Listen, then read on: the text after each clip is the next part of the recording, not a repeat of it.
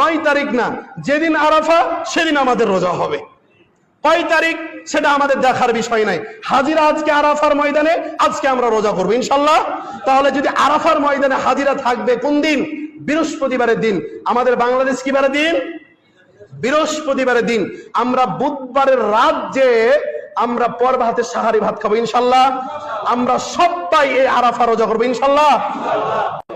আরাফার সিয়াম মানে আপনি আজকে রাখলে হবে, আগামী শুক্রবার মানে কালকের দিন পর শুক্রবার আছে, শুক্রবারই তো আরাফা হবে, এই শুক্রবার রাখবেন, হবে?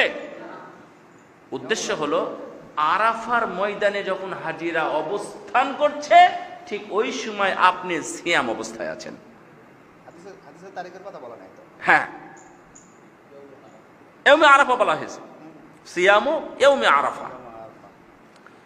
ক্লিয়ার? তাহলে কবে করবেন সিয়াম বলেন? হাজিরা যেদিন আরাফায় থাকবে।